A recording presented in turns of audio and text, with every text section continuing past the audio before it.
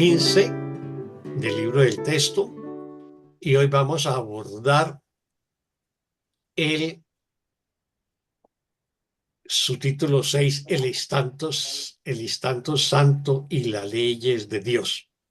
Antes que todo, pues damos las gracias a la plataforma Amor que Sana que hace posible esta transmisión que hacemos todos los miércoles.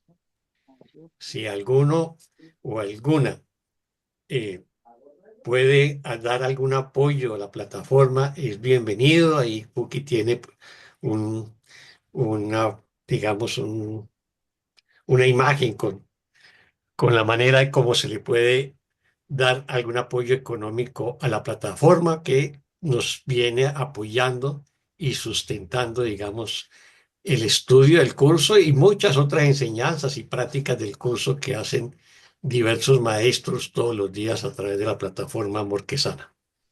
Bueno, el subtítulo que vamos a abordar hoy se llama El instante santo y las leyes de Dios.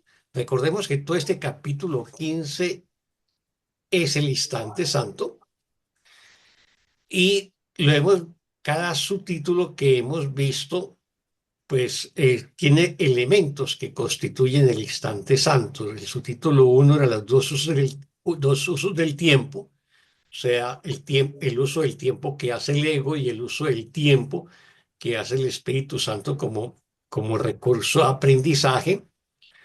El final de las dudas, que consiste en que finalmente tenemos que trascender el tiempo y abrirnos a la eternidad con absoluta certeza.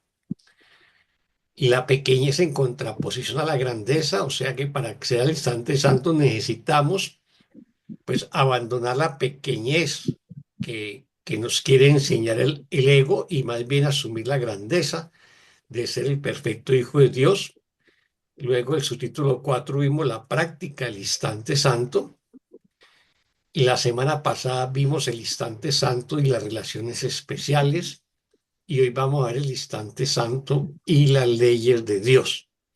Así que ese es el recorrido que hemos hecho con el instante santo y recordemos que nos va a definir eh, el instante santo como la comunicación perfecta. La comunicación perfecta que hacemos con Dios, con Jesús o con el Espíritu Santo o con nuestros hermanos. Y para ello se necesitan unas características, ¿no? Digamos que más que características, unas condiciones para que podamos aislar el instante santo, o sea, la práctica del instante santo, en cierta manera es como aislar un momento, ¿no? Un momento que lo volvemos santo y para eso tenemos que desearlo, tenemos que reconocer nuestra grandeza, tenemos que situarnos en el ahora, tenemos que tener una actitud de quietud y silencio, no vamos a juzgar nada, vamos a perdonar con todo juicio que podamos haber hecho y no hacer el instante santo por nuestra cuenta, o sea, invitar a Jesús o al Espíritu Santo para que nos acompañen en la práctica del instante santo. Así que eso, si reunimos las condiciones y lo hacemos como nos lo indican, pues tendremos esa experiencia del instante santo. Así que vamos a ver ahora cómo se relaciona el instante santo con las leyes de Dios, que es el subtítulo 6 de, del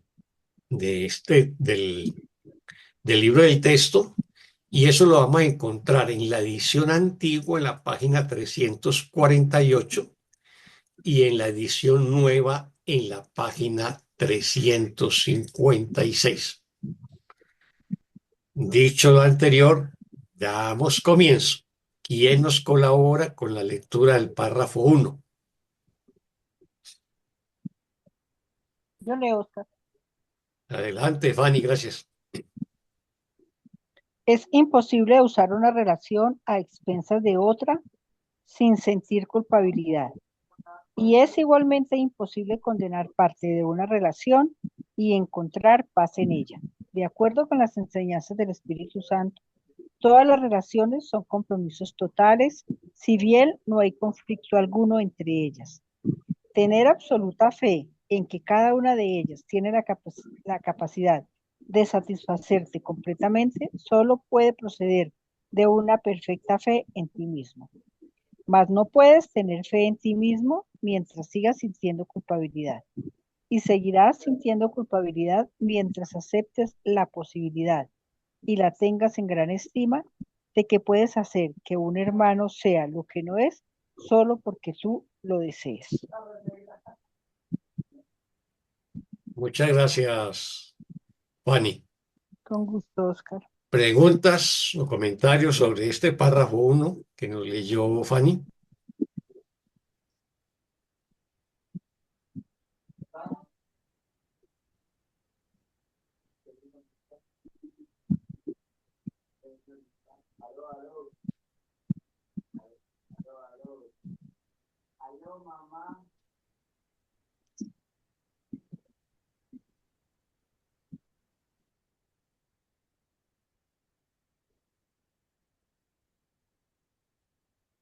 ¿No hay preguntas ni comentarios? Bueno, entonces vamos a repasarlo. Es imposible usar una relación a expensa de otra sin sentir culpabilidad. En este mundo, en el mundo del ego, que es el mundo en que vivimos, se dan las relaciones especiales, ¿no? Y esas relaciones nunca son igualitarias, digamos, en términos generales. Son relaciones asimétricas, son relaciones desiguales, son relaciones de poder. El que ejerce, digamos, el capataz sobre el trabajador o el jefe sobre el empleado, o bueno, o el oficial de alto rango sobre el de menor rango, sobre el soldado, así sucesivamente.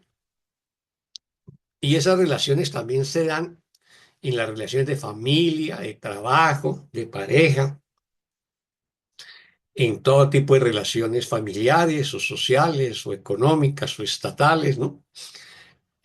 Siempre las relaciones son asimétricas, ¿no? Son relaciones donde se utiliza al otro de una u otra manera. Y eso siempre va a generar culpabilidad, porque lo estoy juzgando, lo estoy condenando, le estoy exigiendo, o en el caso, si es de mi parte, me están pidiendo, me están exigiendo, ¿no? Eh, y bueno, me encuentro en esa situación. Así que la relación en este mundo, como se hacen a expensas del otro, siempre van a generar culpabilidad. Y es igualmente imposible condenar parte de una relación y encontrar paz en ella. Así que si yo sostengo una relación y por un lado, pues soy amable o soy dulce o soy amoroso, pero por otro lado, también lo juzgo y lo condeno, pues no va a ser posible encontrar paz, porque en la medida en que haya, digamos, eh, yo dé espacio a algún nivel de condena, que implica obviamente un juicio, pues ya no habrá paz. Siempre que haya juicio, siempre que haya condena, siempre que haya un ataque en cualquier relación, pues ya abrimos la puerta al conflicto y se la cerramos a la paz.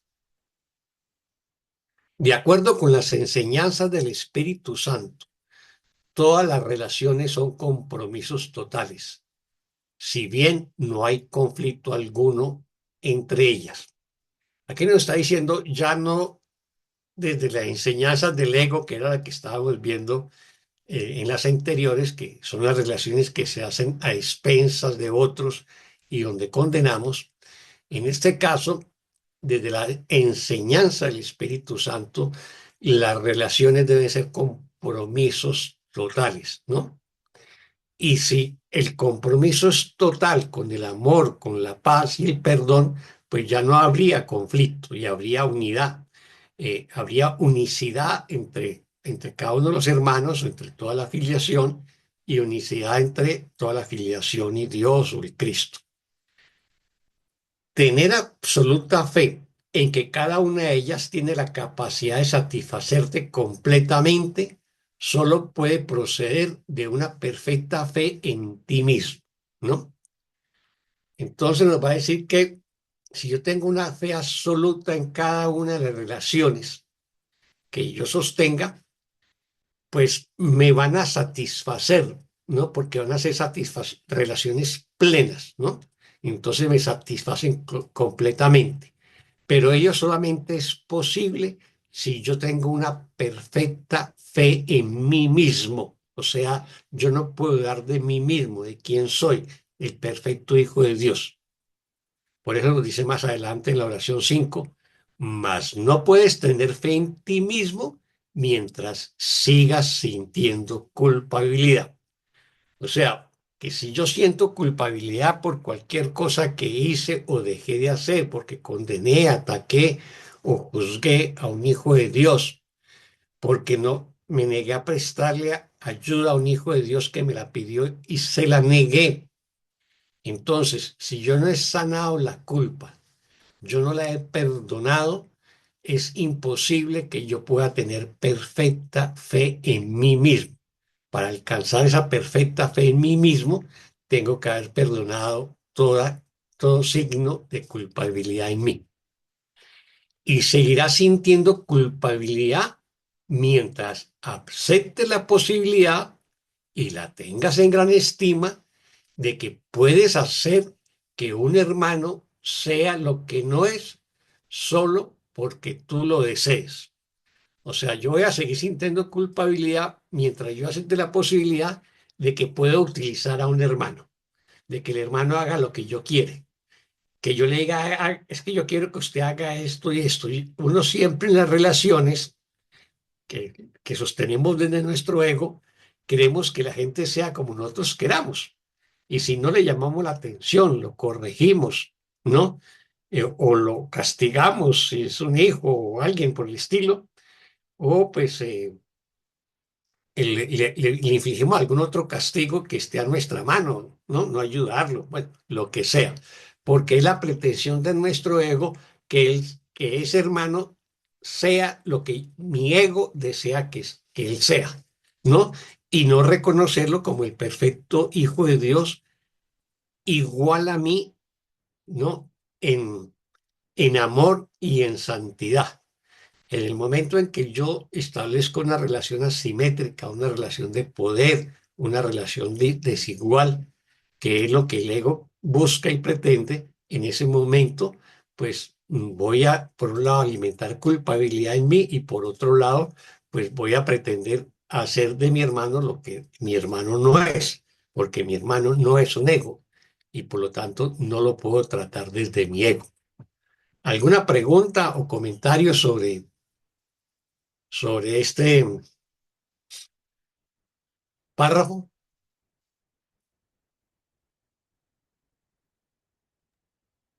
Sí, cuando hablamos de sentir culpabilidad por algo que hice o dejé de hacer por un hermano, es siempre el nivel de la mente, ¿no? Porque Ken Wapnick dice que en la forma no interesa el comportamiento.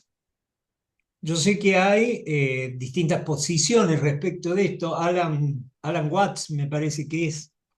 Él tiene una posición y dice que se tiene que manifestar en el comportamiento, ¿no es cierto? El estudio y el trabajo y la práctica del curso. Ahí estoy de acuerdo. Claro. Y Kenneth dice que no, Ujú. que el trabajo es mental. Entonces, mientras yo adhiera al sistema de pensamiento, al recto pensar, a la mente santa, no importa qué pase en la forma. Por ejemplo, yo puedo ser muy solidario con algún hermano que me pidió ayuda de la índole que fuere, que lo vaya a cuidar al hospital o alguien en la calle que me pida dinero o lo que fuere. Y sin embargo, mi mente está llena de culpa. Y entiendo yo que Kenneth Wapnick lo está diciendo por eso.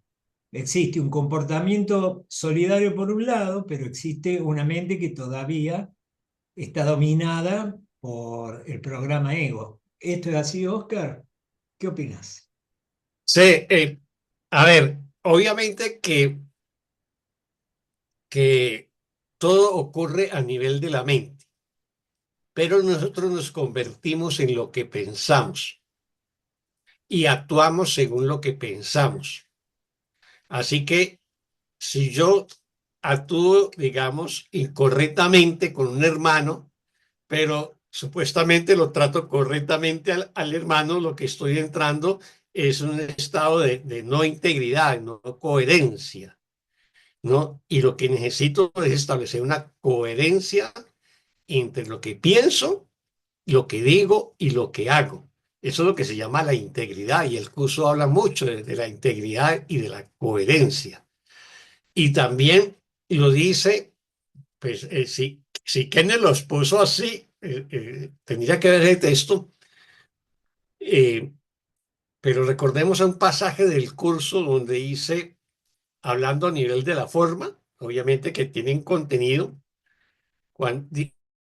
y nos recuerda un pasaje de la Biblia que dice, si un hermano te pide que lo acompañes una milla, acompáñalo dos, ¿no?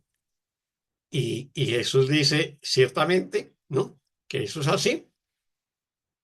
O sea, acompáñalo y dale más de lo que pide. Es lo que está diciendo cuando dice, si te pide que te acompañe una milla, acompáñalo dos. O sea, dale esa milla que te está pidiendo de compañía y dale incluso más, ¿no? Pero a la vez te dice, pero que no te retrasen el camino, o sea, tú tienes claro cuál es tu propósito, porque el acompañar a un hermano es transitorio, pero tu propósito no se puede desviar, ¿no? Pero lo que está diciendo es, si alguien te pide ayuda, dásela y da más de lo que puedas dar, ¿sí? ¿Por qué? Porque en el dar, o sea, siempre damos, lo que damos lo recibimos. Si damos generosidad, recibimos generosidad. Si damos amor, recibimos amor. Si damos paz, recibimos paz. Y entonces demos más de eso, ¿ves? Pero tiene que haber coherencia. Eso es lo que quiere decir, no sé si conocen el noble ótuple sendero de Buda, que es la manera, digamos, que es el camino del budismo, y son 8 preceptos, y esos 8 preceptos tienen que ver eh, eh, con lo mental, pero también con lo que manifestamos afuera, ¿no? O sea, nos dice visión correcta, o sea, ver las cosas correctamente, resolución correcta, o sea, resolverlas correctamente, habla correcta, o sea, yo no puedo estar diciendo que me perdono a nivel mental y estoy diciendo pues groserías o descalificaciones de un hermano. También esa habla tiene que ser correcta. Acción correcta, que era lo que estaba comentando ahora, ¿no? Modo de vida correcto, o sea, yo no puedo estar hablando de amor, de paz y todas cosas si lo que me estoy ganando la vida es de una manera delincuente o criminal, ¿no? O sea, el modo de vida también tiene que ser correcto. El esfuerzo también tiene que ser correcto, que es el sexto precepto. El séptimo es la atención correcta, o sea, yo pongo la atención en donde tengo que ponerla. ¿Y dónde pongo la atención? Pues en ver solo amor, paz y luz en mis hermanos, no ponerla en los errores, ¿no? Y y el samae correcto, que es pues obviamente el, el llegar a la iluminación como resultado de los otros, de cumplir bien, correctamente todos los preceptos anteriores. O sea, la forma sí tiene que ver para mí, y en ese caso, pues Alan Watson tiene toda la razón, ¿no? Yo no podría seguir a un maestro espiritual, o sea, yo no podría seguir a un maestro espiritual que no fuera coherente, ¿no? Si Jesús se me apareciera y me está hablando de paz, pero coge una ametralladora y dispara un poco de gente, ¿de qué estamos hablando? O sea, no me lo podría imaginar, ¿ves? Entonces, la forma sí tiene porque refleja lo que estamos pensando, ¿no? Eso es todo lo que hacemos, todo lo que decimos, simplemente refleja nuestra mente. Cuando tú tienes una conversación con alguien y ese alguien, creo que a todos nos ha pasado, comienza a decir un poco de cosas incoherentes, ¿no? Pues la conclusión es de que ese hermano no tiene una mente organizada, tiene una mente absolutamente desordenada que le impide expresar, digamos, de manera coherente sus pensamientos. Entonces, primero está, o sea, todo sucede en la mente, todo lo trabajamos en la mente, pero una vez que hemos sanado la mente, la hemos corregido, hemos perdonado, nuestra práctica, nuestra manera de expresarnos, de relacionarnos, de hacer las cosas, tiene que estar en coherencia. Si no hay coherencia, no hay integridad. Entonces, no es una mente unificada, es una mente en conflicto, una mente que todavía tiene que hacer un largo recorrido de sanación y perdón. ¿Estamos de acuerdo, Juki? Ahí vi, sí. Ahí vi es Allen Watson o Robert Perry, uno de los dos. Ahora no, Ujú, esto sobre todo porque Itza lo marca mucho, por eso pregunto. ajá, Coincido con lo del óctuple sendero. mm. Sí, eso es cierto. Y por eso siempre tenemos que ir a las fuentes, ¿no? Claro, Y en este caso la fuente es el curso. claro, y de todas formas, aparece como inviable o improbable que una mente que está entrenando, que hace las lecciones, que asiste a las enseñanzas, que ha hecho del curso su vida, utilizando esto como una figura, vaya a tener un comportamiento que no se ajuste a esto, ¿no? Ajá, exactamente, exactamente. Sería un poco raro, digamos. Y si no es como vos decís, todavía falta mucho perdón y seguir trabajando. Ujú. Gracias. Eso, eso me hizo acordar de un maestro colombiano, pues que ya murió hace muchos años, que se llama Gerardo Smeili, y hablaba de, de ser instrumento del destino, ¿ves? Entonces, él decía, por ejemplo, eh, no es posible, eh, no es posible mm, ver a Jesús, por ejemplo, en un país donde existe pena de muerte como Estados Unidos, Sí, estar trabajando como claro, el verdugo en una prisión donde hay condena de muerte, ¿no? claro. O sea, no se presta para ser un instrumento del destino, pero obviamente que existe ese empleo y hay gente que aplica ese Que empleo, tiene que hacerlo, claro. pero eso tiene que ver también con cuál es tu nivel de conciencia o desarrollo espiritual, Sí, sí. ¿ves? Mm. Bueno, ¿alguien más? Muchas gracias, Juque. Al contrario, muchísimas Mm. gracias a vos, hermano. Bueno, entonces vamos con el párrafo 2. ¿Quién nos colabora con la lectura del párrafo 2?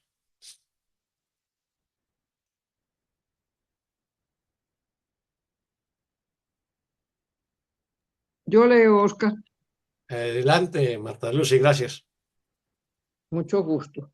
La razón de que tengas tan poca fe en ti mismo es que no estás dispuesto a aceptar el hecho de que dentro de ti se encuentre el amor perfecto. Y así buscas afuera lo que no se puede encontrar afuera.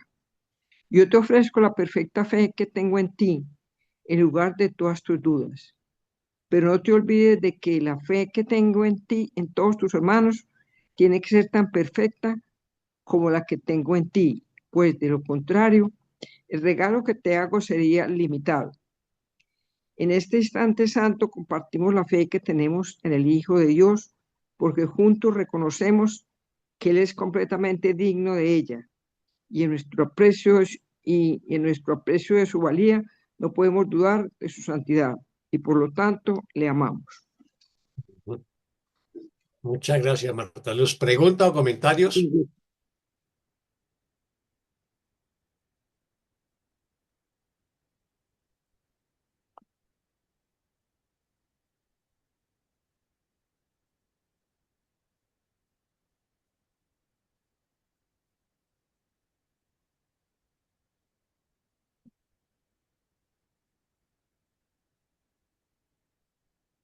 ¿Ni preguntas?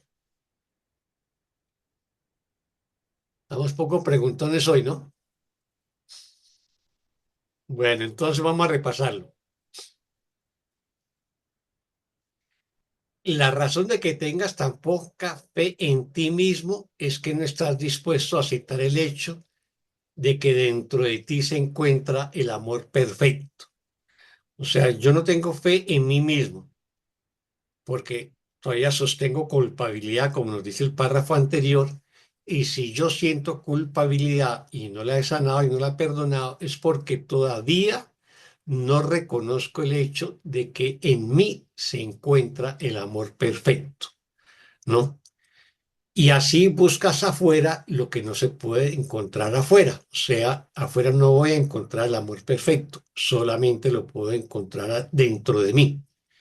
Pero mientras esté buscando afuera, esté proyectando afuera y ponga toda mi atención fuera de mí y no dentro de mí, pues se pueda seguir sosteniendo muy poca fe en mí mismo, ¿no?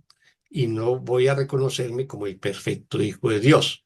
No voy a reconocer mi grandeza, como lo señalaba pues uno de los subtítulos anteriores de este capítulo 15. Yo te ofrezco la perfecta fe que tengo en ti en lugar de todas tus dudas. Aquí Jesús vuelve y nos plantea casi que lo que sucede con el perdón. Yo te ofrezco la perfecta fe que tengo en ti en lugar de todas tus dudas. O sea, Jesús nos hace un intercambio, nos ofrece un intercambio, un reemplazo de todas mis dudas y la poca fe que tengo en mí, y Él a cambio me ofrece la perfecta fe que Jesús tiene en mí, ¿no? Pero también nos va a recordar que, pero no te olvides de que la fe que tengo en todos tus hermanos tiene que ser tan perfecta como la que tengo en ti. O sea, esa perfecta fe en mí tiene que ser perfecta. Eso es lo que te está diciendo. No, no puede ser un poquito de fe en mí o un poquito de fe en ti. Aquí no hay posibilidades medianas, no hay porcentajes. No es una cosa, digamos, matemática, de que es el 30%, el 50% de fe y 50% de duda. No, tiene que ser el 100%. Esa es la perfecta fe. Y esa es la que debemos sostener. Si no lo hacemos, nos dice, pues de lo contrario, el regalo que te hago sería limitado. O sea, te estaría dando un pedacito de fe, pero no la fe total. No, no la perfecta fe en mí o la perfecta fe que yo tengo en Jesús o en el Espíritu Santo o en mis hermanos. Siempre sería limitado. Y lo que tenemos que llegar es a la perfecta fe, que sería una fe total, completa, ¿no? Para que pueda llamarse perfecta. En el instante santo compartimos la fe que tenemos en el Hijo de Dios, porque juntos reconocemos que Él es completamente digno de ella y en nuestro aprecio de su valía no podemos dudar de su santidad y por lo tanto le amamos. Entonces, pregunto, ¿por qué en el instante santo compartimos la fe que tenemos en el Hijo de Dios? ¿No? ¿Por qué no está diciendo que en el instante santo? ¿Por qué no en el tiempo? ¿no? ¿Por qué no en el mundo y en sus dinámicas? ¿Ves? ¿Alguien quiere contestarlo? Porque todo el tiempo estamos en el aquí y en el ahora. Pues digamos que ese es el propósito, estar en el aquí y en el ahora, pero en realidad no lo estamos. En la vida cotidiana estamos en el tiempo, ¿no? Nos miramos en el espejo y de pronto nos salió una arruga más o unas canas más, ¿no? Entonces vemos el paso del tiempo sobre nosotros o sobre nuestros hermanos, ¿no? O sea, el aquí y el ahora no lo sostenemos, sino por momentos. Por eso, en este capítulo, el instante santo, Jesús nos distingue dos instantes santos. El que podemos llamar el instante santo perfecto, que es una luz tan extraordinaria que nos ciega los ojos y no podemos ver el mundo, que es como un estado de revelación de Dios, y la práctica del instante santo, o el momento en que aislamos el instante santo, o sea, hacemos un momento de silencio, de quietud, invocamos al Espíritu Santo, nos situamos en el ahora, ¿no? Reconocemos nuestra grandeza y en ese momento eh, perdonamos o dejamos de juzgar y entonces ahí sí, en ese instante santo es que compartimos la fe en el Hijo de Dios. ¿Por qué? Porque en el instante santo es donde me adentré en la eternidad, ¿no? Y me comunico con Dios o con Jesús o con el Espíritu Santo o con un hermano y lo estoy viendo como el Hijo de Dios. Solamente puedo ver a un hermano como el perfecto Hijo de Dios si me sitúo desde el instante santo. Si me sitúo desde el tiempo, entonces tenemos una cita y llegó 10 minutos tarde y le hago un reclamo y me enojo.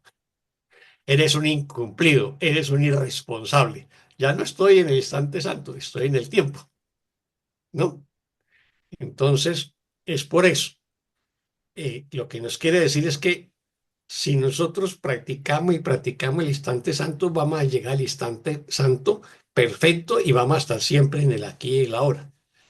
Pero mientras no alcancemos, digamos, ese estado de, digamos, de madurez espiritual o de maestría espiritual, nos toca aislar el instante santo, o sea, hacer la práctica del instante santo, ¿no?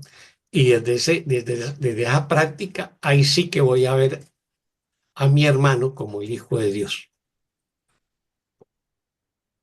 ¿Nos queda claro eso?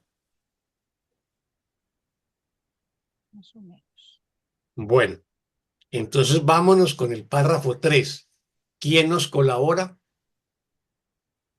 Yo lo puedo leer, Oscar. Adelante, Anita, y gracias. Pero Numeral perdóname, 3. Oscar, Dale. Sí, perdóname. cuente. Anita, perdóname. Quiero preguntarte, entonces en el instante santo reconozco ese ser en mí que no lo pude como entender bien, porque me hablaste del hermano. Cuando yo me Ujú. siento al instante santo, estoy en Dios y, y estoy en fe con Él en mí y yo en Él. A ver, Osquita, qué pena contigo, no, pero no, como no, no lo tranquila, ¿no? Y de eso se trata, Amparito, no te preocupes, antes muy bien que preguntes. Antes muy bien que preguntes porque así aprendemos todos. A ver, ¿qué es el instante santo? ¿Cómo nos lo va a definir el curso? Como la perfecta comunicación. Entonces, ¿Mm? la perfecta comunicación sucede a nivel de nuestra mente. Ahí sí, tomando el comentario que nos hizo Juki hace un rato, ¿sí? Esa perfecta comunicación, ¿con quién la hacemos? Con Dios. Por ejemplo, entramos en una meditación profunda, en silencio, en quietud, y ese es un instante santo, y entablamos una comunicación con Dios, o con el Espíritu Santo, o con Jesús, pero también con nuestros hermanos. porque al fin y al cabo lo que hacemos en el instante santo es ver la unidad de la creación. Entonces yo veo mi santidad, pero también veo la santidad de mi hermano. Si yo no veo la santidad de mi hermano, no veo mi propia santidad. Si yo no tengo una perfecta fe en mi hermano, tampoco la tengo en mí. ¿No? Entonces, esa perfecta comunicación solamente es posible entrando en ese estado que el curso va a llamar la práctica del instante santo o aislar el instante santo. O sea, un momento en que yo elijo entrar en quietud, en silencio, que deseo ese momento de quietud y silencio, me sitúo en el ahora, me reconozco como el Hijo de Dios, no juzgo y no lo hago a mi manera, sino que invoco a Jesús o al Espíritu Santo para que me acompañe, ¿no? Entonces, es eso, ese es el instante santo. Así que yo en el instante santo, cuando hago una práctica de perdón o quiero hacer una práctica de perdón, lo mejor es entrar en un instante santo. O sea, no es que yo diga, uy, que la embarré con este hermano, con esta hermana esta mañana, que le dije tal cosa, bueno, la juzgué o lo juzgué y me perdono. De pronto ese perdón resultó ser muy intelectual, muy desde el intelecto, no del corazón. Entonces lo mejor es que yo busque ese instante santo, me siento, me aquieto, cierro los ojos, ¿no? Invoco al Espíritu Santo, ¿no? Entro en ese estado de paz y quietud y ahí le digo al Espíritu Santo, ayúdame a examinar este error, ayúdame a perdonarlo, te lo entrego. Y ahí el perdón sí se hace del corazón, desde el fondo de la conciencia, y es un perdón más real, ¿no?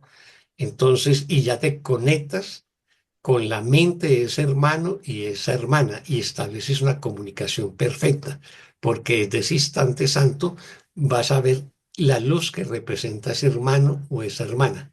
Entonces ya no es aquella persona, aquel fulano o sutano que insulté esta mañana, sino un hermano o una hermana que la estoy viendo en su perfecta luz y en su perfecta inocencia.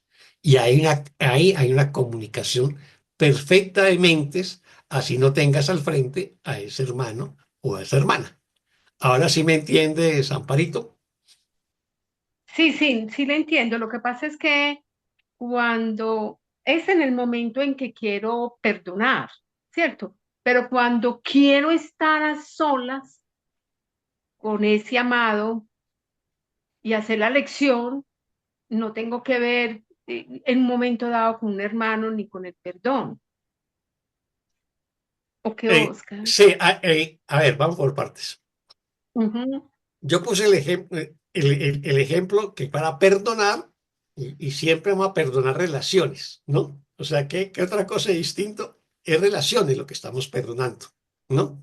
Conflictos que tenemos con alguien, alguna dificultad, algún problema de negocio, bueno, alguna creencia, pero casi todas tienen que ver con relaciones. Pero bueno, o sea, que tiene que ver con un hermano o con una hermana. Si yo me sitúo en el instante santo, me perdono y también me voy a comunicar con la mente de esa persona que tengo el conflicto y que quiero perdonar. Y ahí se establece una comunicación perfecta de una mente amorosa con otra mente amorosa. Ya no estoy viendo el ego de mi hermano y yo estoy trascendiendo mi ego. ¿Mm? Estamos ahí, ¿sí? Lo otro es que hago la práctica del curso, la lección de hoy. Y entonces me aquieto, como nos lo dice el curso, dedica 5, 10 o 15 minutos. ¿Y qué es lo que hago en esa práctica? Es un instante santo. Es un Claro. instante santo. O sea, reúne las mismas condiciones. Primero, debo desearlo. O sea, deseo aquietarme para hacer la práctica. ¿Sí? Me reconozco como hijo de Dios. O sea, reconozco mi grandeza en contraposición a la pequeñez del ego. ¿No? ¿Qué más hago? Eh, no juzgo, entro en quietud y silencio, me sitúo en el ahora, ¿sí? Y desde ahí hago la práctica. Entonces, en la práctica de hoy, entonces comienzo a repetirme que mi mente alberga solo lo que pienso con Dios, ¿no? Que si me defiendo he sido atacado y que la enfermedad es un ataque contra la verdad, ¿sí? Ese es el repaso de hoy. Y lo hago en profundo silencio, inquietud, y lo estoy interiorizando. Estoy haciendo esas afirmaciones parte de mi conciencia, la estoy introduciendo. He invocado para esa práctica al Espíritu Santo, a Jesús, ¿no? Y me comunico con ellos y luego me dejo ir. O sea, ya dejo de repetir eso, sino que entro en perfecto silencio, ¿sí? Entro en perfecto silencio y entonces eh, posiblemente entre en comunicación con Jesús o con el Espíritu Santo. Y también se establece una perfecta comunicación.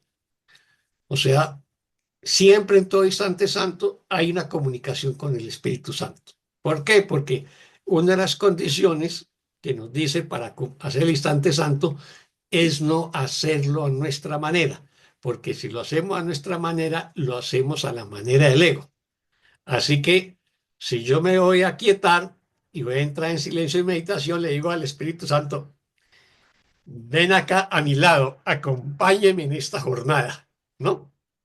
Sé mi compañero inseparable. Eso es lo que estamos haciendo. Pero siempre, siempre es un instante santo, ¿no? La práctica es un instante santo. El perdón se hace, el perdón mejor y más profundo se hace desde el instante santo.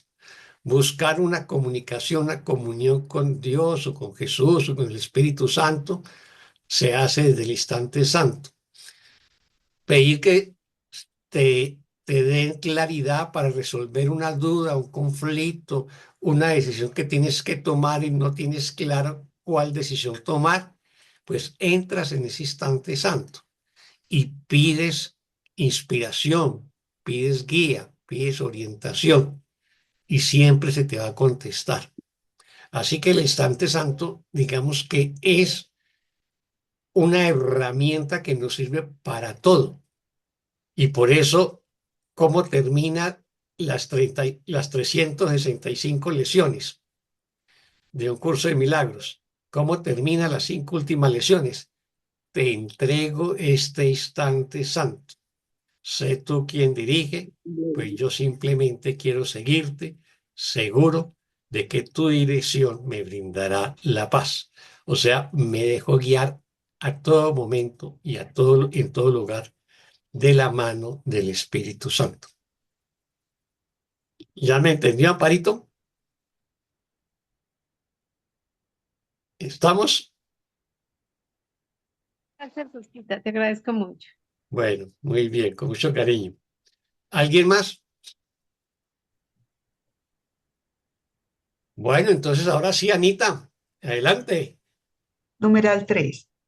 Toda separación desaparece conforme se comparte la santidad, pues la santidad es poder y cuando se comparte, su fuerza aumenta. Si intentas satisfacerte gratificando tus necesidades, tal como lo percibes, es porque crees que la fuerza procede de otro y que lo que tú ganas, él lo pierde. Si te percibes como débil, alguien siempre tiene que salir perdiendo. Sin embargo, hay otra interpretación de las relaciones que trasciende completamente el concepto de pérdida de poder. Muchas gracias, Anita. ¿Preguntas sobre este párrafo? A mí me encanta saber que en un instante y solo en un instante podemos lograr que desaparezca lo que creemos que fue separado Ujú. en solo un instante.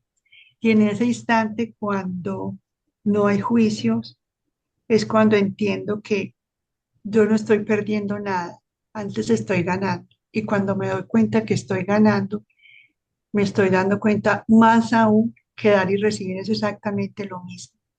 Exactamente. Ujú.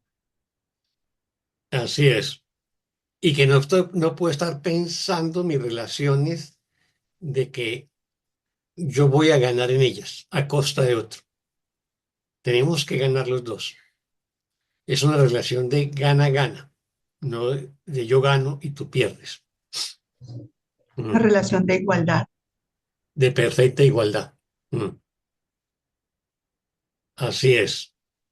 Muchas gracias, Anita. ¿Alguien más sobre este párrafo?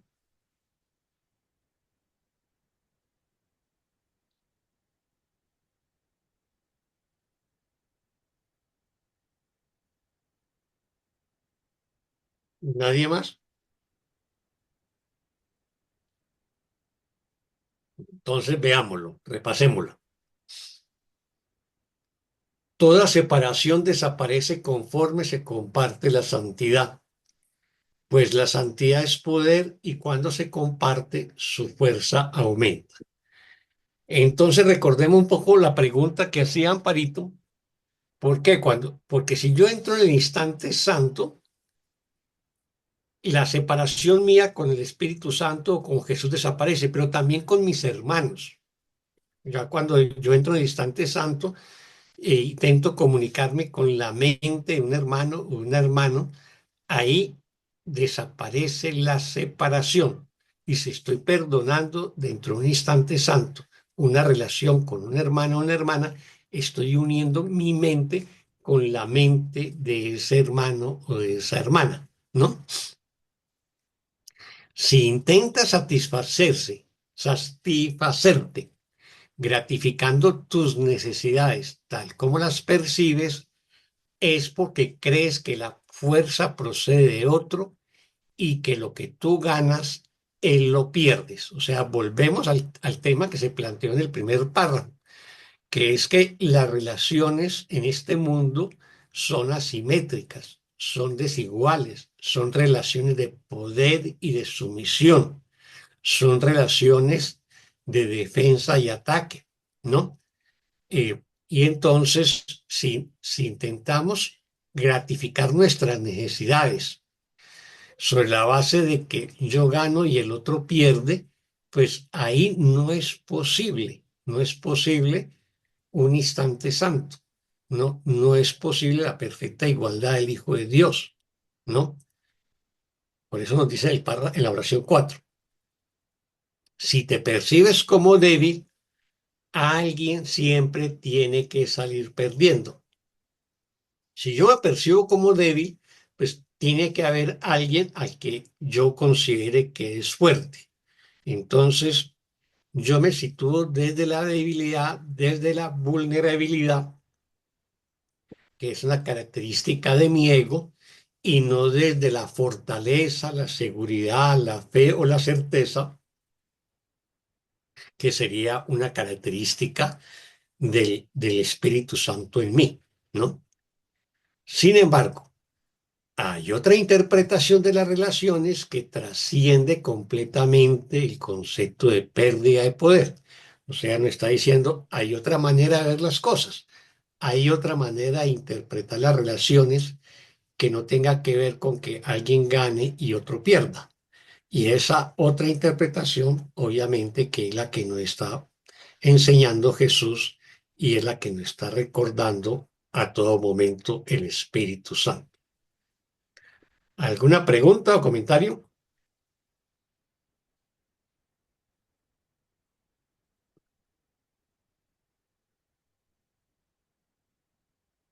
Ni preguntas, ni comentarios. Bueno, vámonos entonces con el párrafo 4. ¿Quién nos colabora con el párrafo 4 de... Yo leo, Oscar. Adelante, Fernando, gracias. ¿No te resulta difícil creer que cuando otro le pide amor a Dios, tu propia petición no pierde fuerza? Tampoco crees que cuando Dios le contesta, tus esperanzas de recibir una respuesta se ven mermadas. Por el contrario, te sientes más inclinado a considerar el éxito de tu hermano como una prueba de la posibilidad del tuyo. Eso se debe a que reconoces, aunque sea vagamente, que Dios es una idea y por consiguiente tu fe en Él se fortalece al compartirla.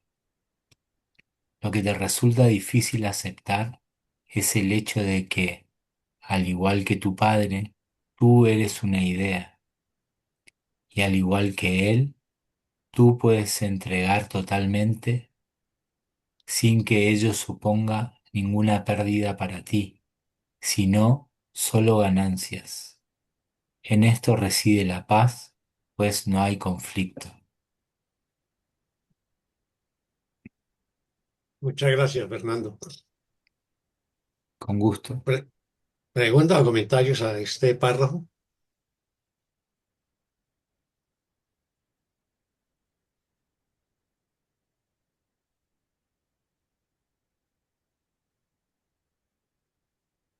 Ni preguntas ni comentarios. Bueno, entonces repasémoslo. Yo, Oscar, quiero decir algo, Adelante. que entiendo que en este párrafo están bien claras las leyes de Dios. ¿Mm? Las leyes de Dios que son las leyes del dar. Dios solo Ujú, da y da sin distinciones, sin límites. Nosotros esto se contrasta con las leyes del mundo que si creemos que Dios le da amor a alguien, entonces otro deja de recibirlo, ¿no?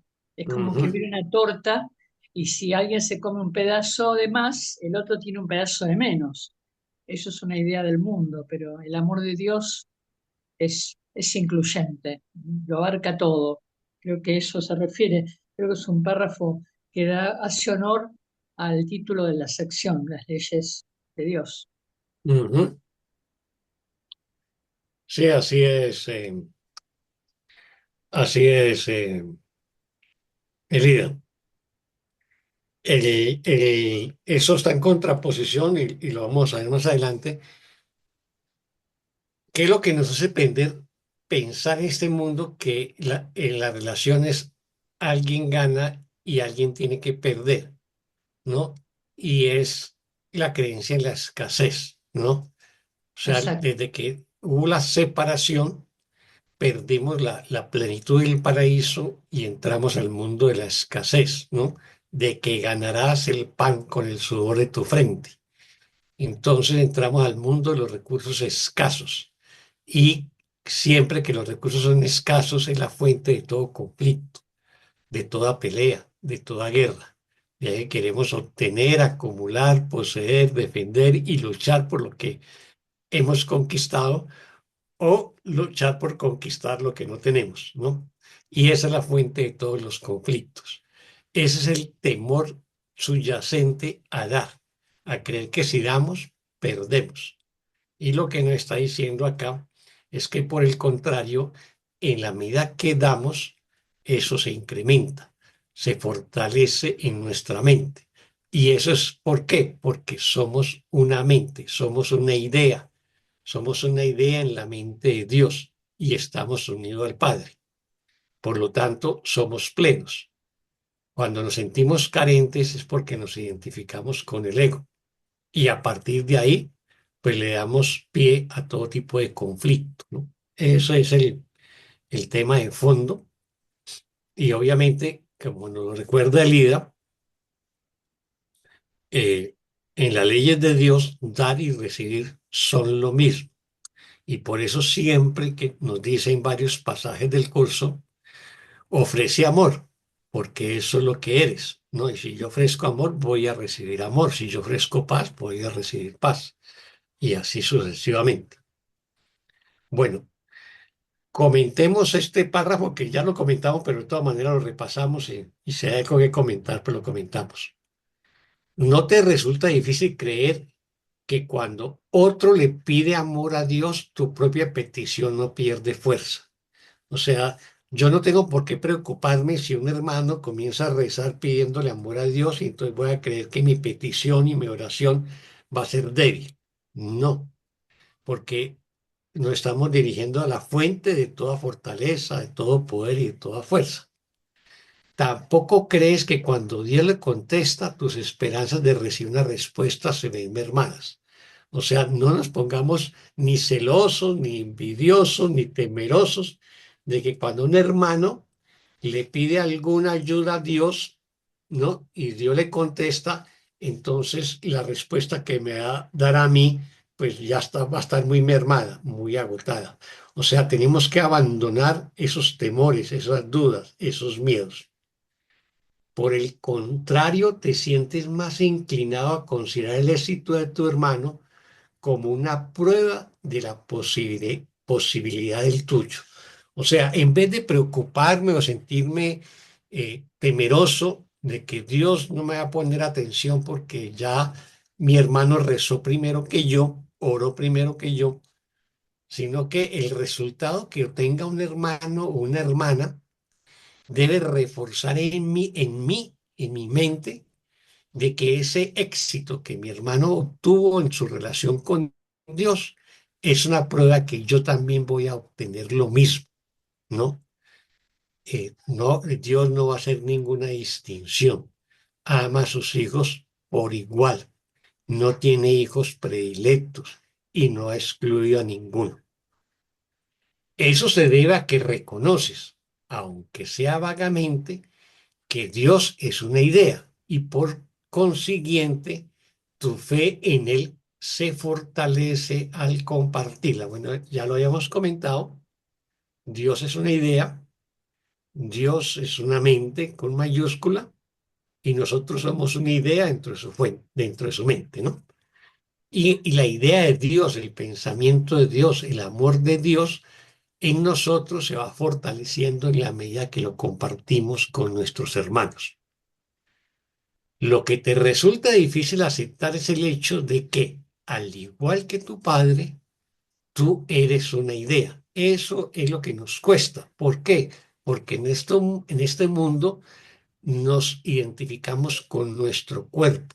Creemos que somos un cuerpo y no una idea, una mente. Eso es lo que más nos cuesta.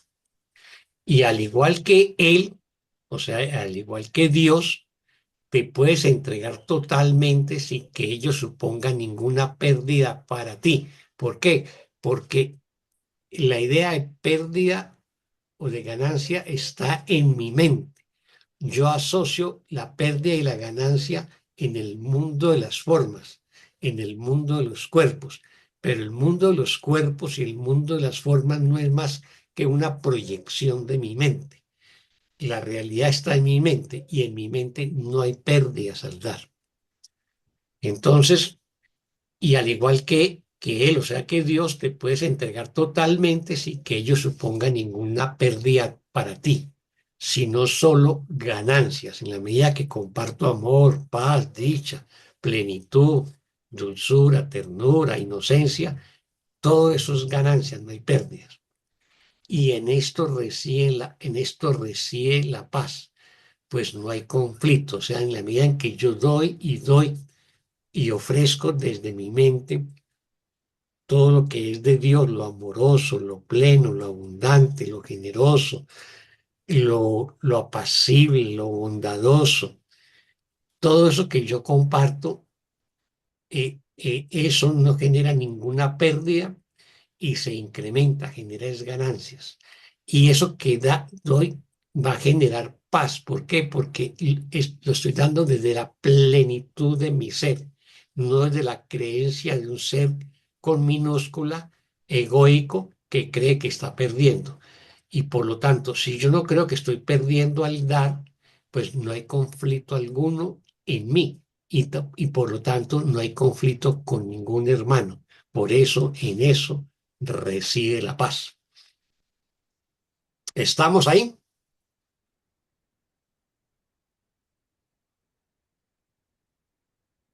¿Preguntas, comentarios? Bueno, vamos entonces con el siguiente párrafo. el párrafo 5. ¿Quién nos colabora con la lectura del párrafo 5? Yo, Oscar. Adelante, Soraya. ¿Soraya fue? ¿O Marta Sí, Luz? ¿Quién dijo? Soraya. sí. Párrafo 5. Muchas gracias. En el mundo de la escasez, el amor no significa nada y la paz es imposible, pues en él se aceptan tanto la idea de ganar como la de perder, y por lo tanto, nadie es consciente de que en su interior reside el amor perfecto. En el instante santo, reconoces que la idea del amor mora en ti y unes esta idea a la mente que la pensó y que jamás podría abandonarla. Puesto que dicha mente mantiene dentro de sí la idea Yo del le amor, dije, "Póngale bien, no puede, no se los puedo no pedir". puede Y le haber dije, pérdida claro, alguna. vaya, dígale que... Y lo Ahí sí. Voy a leer de nuevo. Puesto que Sí. dicha mente mantiene dentro de sí la idea del amor, no puede haber pérdida alguna.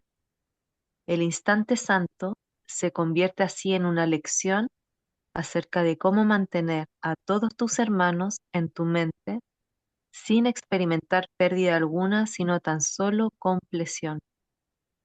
De esto se deduce que solo puedes dar, y esto es amor, pues únicamente eso es natural de acuerdo con las leyes de Dios. En el instante santo prevalecen las leyes de Dios, que son las únicas que tienen sentido. Las leyes de este mundo, por otra parte, dejan de tenerlo. Cuando el Hijo de Dios acepta las leyes de Dios como lo que su propia voluntad gustosamente dispone, es imposible que se sienta aprisionado o limitado en forma alguna. En ese instante es tan libre como Dios quiere que sea, pues en el instante en que se niega a estar aprisionado, en ese mismo instante deja de estar. Muchas gracias, Soraya. ¿Pregunta o comentario sobre este párrafo?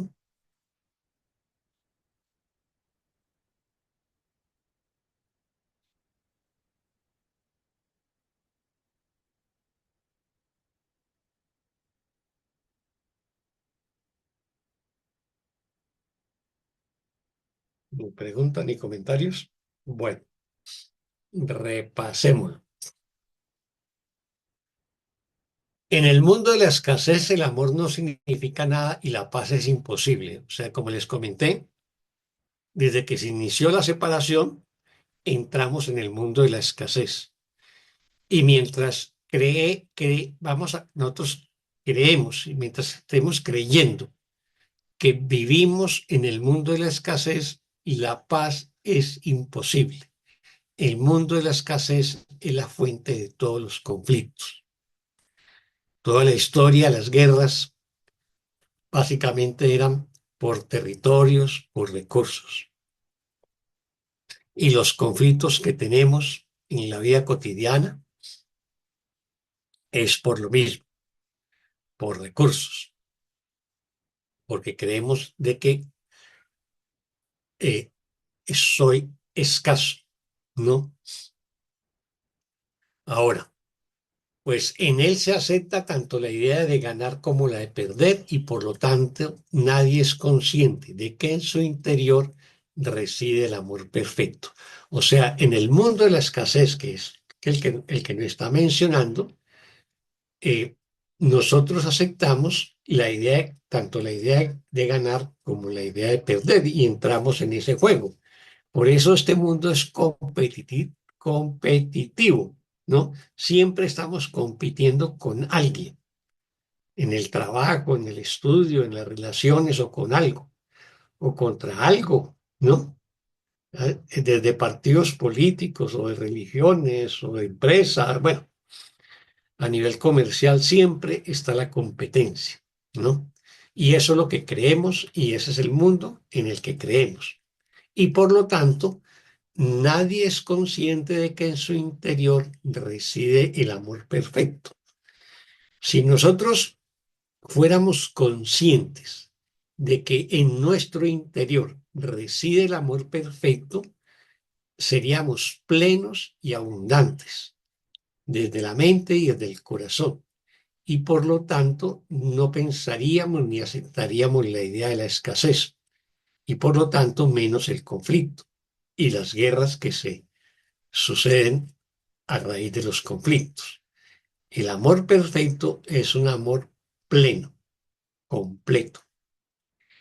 En el instante santo reconoces que la idea del amor mora en ti y unes esta idea a la mente con mayúscula que la pensó y que jamás podría abandonarla.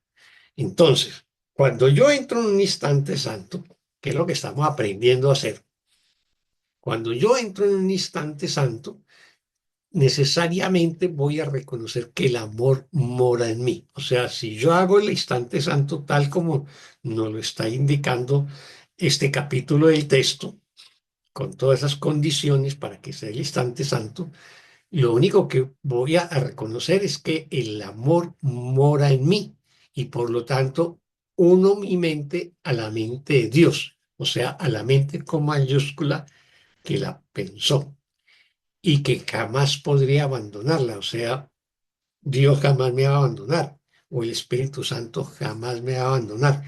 Yo establezco esa comunicación con esa mente que jamás me puede abandonar en el instante santo y reconozco el amor que mora en mí cuando entro en ese instante santo. Puesto que dicha mente con mayúscula está refiriendo a Dios o al Espíritu Santo, mantiene dentro de sí la idea del amor, no puede haber pérdida alguna.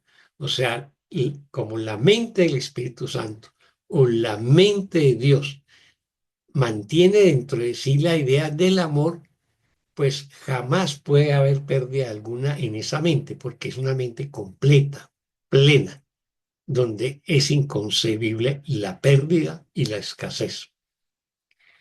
El instante santo se convierte así en una lección acerca de cómo mantener a todos tus hermanos en tu mente sin experimentar pérdida alguna, sino solo complexión. Complexión entendido como completud, como plenitud, como unicidad. Entonces, se dan cuenta que en el primer nivel, en las oraciones anteriores, yo entro en el instante santo y moro en la mente de Dios y estoy una idea en la mente de Dios y estoy unido a la mente de Dios. Pero a otro nivel, en el instante santo, también me comunico y mantengo esa unidad con mis hermanos, ¿no? Que es lo que nos dice acá en el instante santo, se convierte así en una lección acerca de cómo mantener a todos tus hermanos en tu mente sin experimentar pérdida alguna, sino solo compleción. O sea, en el instante santo, yo establezco una perfecta comunicación con la mente de mis hermanos y los veo absolutamente iguales a mí y no siento que tengo pérdida alguna con ningún hermano, porque todos estamos ganando y todos nos estamos fortaleciendo en esa unidad del amor. De esto se deduce que solo puedes dar. O sea, si yo en el instante santo mantengo esa relación perfecta con mis hermanos y los reconozco como los perfectos hijos de Dios, voy a ver que ellos son completos y que yo soy completo, que tenemos una relación completa ambos. Y por lo tanto, la conclusión es que solamente puedo dar, solamente les puedo dar amor, paz, dulzura, ternura, bondad a mis hermanos. Eso es lo único que puedo dar. Y todo eso que yo le doy a mis hermanos, eso no genera pérdida alguna. Y eso que doy, nos va a decir en la oración 7, y esto es amor. O sea, eso de solamente dar, eso es amor. Pues únicamente esto es natural de acuerdo con las leyes de Dios, que nos estaba recordando ahora Elida, que que en el instante santo se aplican las leyes de Dios. ¿Por qué? Porque en el instante santo me salgo del tiempo, me abstraigo del tiempo y estoy en una hora o en un presente perfecto. Estoy conectado con la eternidad y por lo tanto con Dios. Y ahí operan las leyes de Dios, que es lo mismo que decir operan las leyes del amor. En el instante santo prevalecen sus leyes, o sea, las leyes de Dios, que son las únicas que tienen sentido. O sea, si yo entro en el instante santo, en ese instante santo lo único que prevalece son las leyes del Dios y nada más. Ya quedan fuera de lugar las leyes o las actitudes o comportamientos de ley. Las de este mundo, o sea, las leyes de este mundo, por otra parte, dejan de tenerlo, o sea, dejan de tener sentido. Cuando el Hijo de Dios acepta las leyes de Dios como lo que su propia voluntad gustosamente dispone, es imposible que se sienta aprisionado o limitado en forma alguna. Por eso, ¿qué es lo que nos dice una de las condiciones de entrar en el instante santo?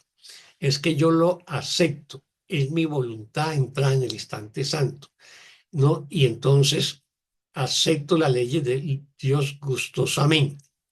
Y en ese momento, pues me libero pues, de todo aprisionamiento o límite al que me tenía sometido el ego. En ese instante, en ese instante es tan libre como Dios quiere que sea. O sea, en ese instante santo yo soy tan libre como Dios quiere que sea. Y Dios siempre desea mi perfecta libertad. Pues en el instante en que se niega a estar aprisionado, en ese mismo instante deja de estarlo. O sea, yo en el instante santo, entro al instante santo y pido que se me libere las cadenas de este mundo, de las limitaciones a las que el ego todavía me tiene encadenado. Y entonces yo niego esas cadenas, yo niego esa prisión, estando en el instante santo, y en ese instante mismo dejo de estar aprisionado. O sea, recupero mi plena libertad. ¿Alguna pregunta o comentario?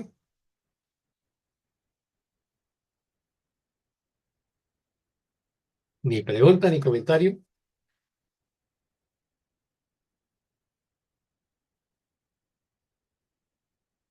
Bueno, entonces vamos con el párrafo siguiente. ¿Quién nos colabora? Que sería el párrafo 6.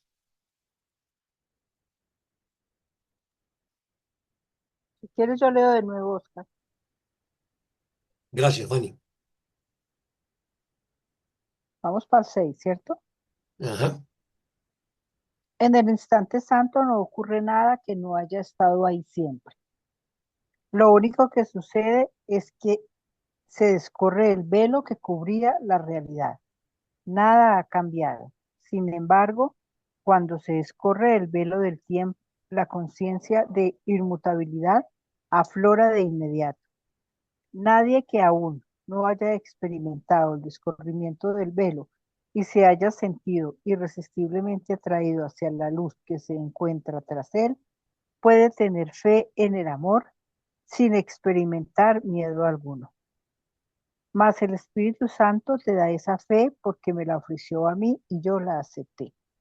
No tengas miedo de que se te vaya a negar el instante santo, pues yo no lo negué. Y a través de mí, el Espíritu Santo te lo dará a ti del mismo modo que tú a tu vez habrás de darlo. No permitas que ninguna necesidad que percibas nuble la necesidad que tienes del instante santo, pues en él reconocerás la única necesidad que los hijos de Dios comparten por igual y por medio de este reconocimiento te unirás a mí para ofrecer lo único que es necesario. Muchas gracias, Fanny. ¿Pregunta o comentario sobre este sobre este párrafo 6. En el instante santo realmente lo que hay es un reconocimiento de lo que es la realidad. Reconocimiento, porque nunca se fue. Fue un velo que nosotros le pusimos. Exactamente, Anita. Realmente no sucede ningún cambio. Corremos un velo, o sea, corremos la cortina y entra la luz, pero la luz siempre ha estado ahí. Entonces no hubo ningún cambio. O sea, la luz no cambió. Yo simplemente corrí el velo, corrí la cortina que está impidiendo que la luz pasara, pero la luz no cambió, por eso no sucede ningún cambio. Es lo mismo que la definición de iluminación que hace el curso. Dice que la iluminación no es un cambio, sino un reconocimiento. Es el reconocimiento de lo que soy, de lo que siempre he sido, y que eso nunca ha cambiado. Simplemente tengo que aceptarme plenamente lo que soy. Muy lindo. ¿Alguien más sobre este párrafo? Muy lindo.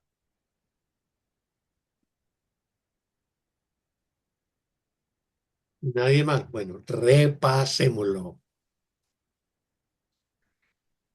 En el instante santo no ocurre nada que no haya estado ahí siempre. Lo único que sucede es que se descorre el velo que cubría la realidad. Nada ha cambiado. O sea, eso ya lo expliqué. Sin embargo, cuando se descorre el velo del tiempo, y póngale cuidado a esto, la conciencia de inmutabilidad aflora de inmediato. O sea, ¿cuál es el cambio que ocurre cuando yo entro en el instante santo? Es que yo me aparto del tiempo lineal, y entro en una especie de no tiempo. Por eso me sitúo en el ahora, en el momento presente. Ese instante santo es un instante de eternidad. No se escapa de las leyes del tiempo, ¿no? Y de la conciencia que yo tenga del tiempo.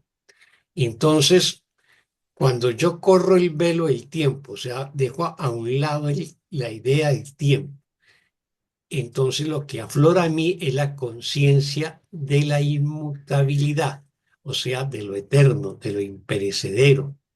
Eso es lo que sucede con el instante santo.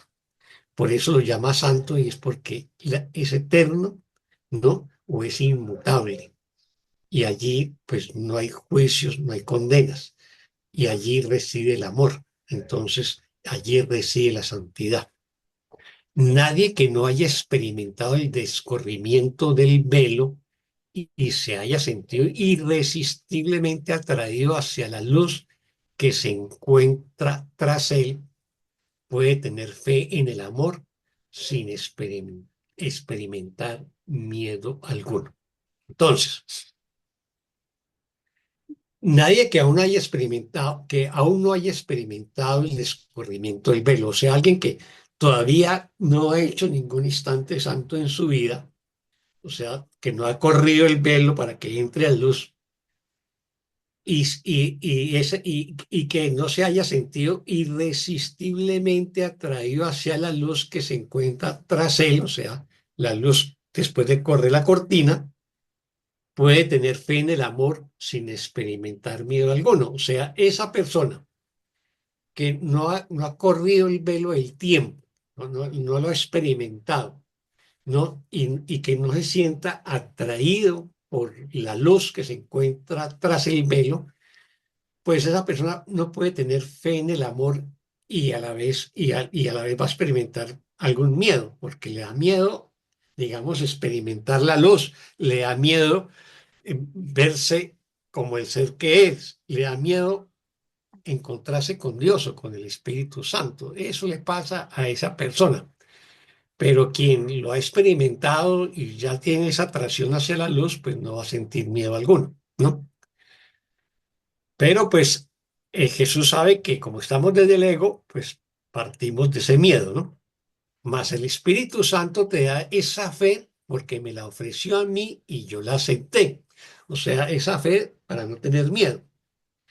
Y por lo tanto Jesús nos dice, no tengas miedo de que se te vaya a negar el instante santo. Pues yo no lo negué.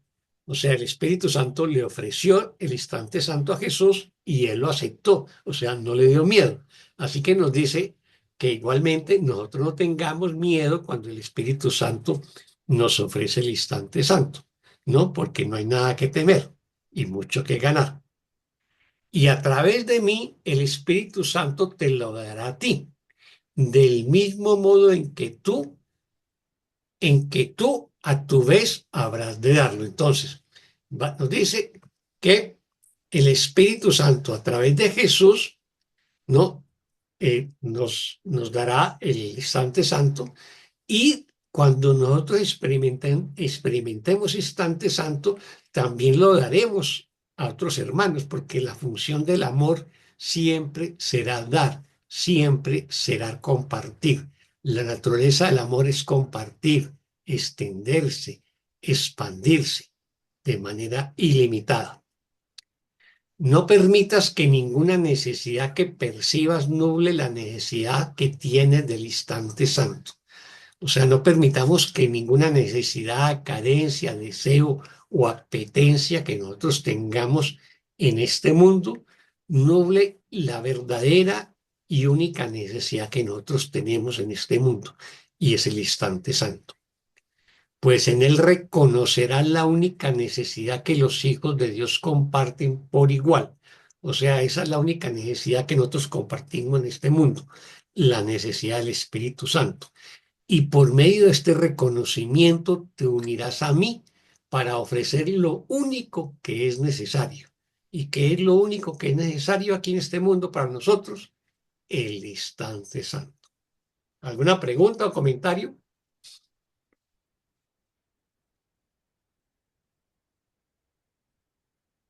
Ni pregunta ni comentarios. Bueno, si no hay pregunta ni comentario, vámonos con el párrafo 7. ¿Quién nos colabora con la lectura del párrafo 7? Puedo leer, Oscar, si querés. Gracias, Juque. La paz llegará a través de nosotros. Únete a mí en la idea de la paz, pues las mentes se comunican por medio de ideas. Si te entregas tal como tu Padre entrega su ser, entenderías lo que es la conciencia de ser. Y con ello entenderías el significado del amor. Pero recuerda que el entendimiento es algo propio de la mente y solo de la mente. El conocimiento, por lo tanto, es algo propio de la mente y sus condiciones se encuentran en esta junto con él. Si no fueses una idea y nada más que una idea, no podrías estar en plena comunicación con todo lo que jamás ha existido. Sin embargo, mientras prefieras ser otra cosa o intentes no ser nada más y al mismo tiempo ser otra cosa, no podrás recordar el lenguaje de la comunicación, si bien lo conoces perfectamente. Perfectamente. Muchas gracias, Juque. Gracias a ustedes, hermanos. Ay, Dios. ¿Pregunta o comentario sobre este párrafo?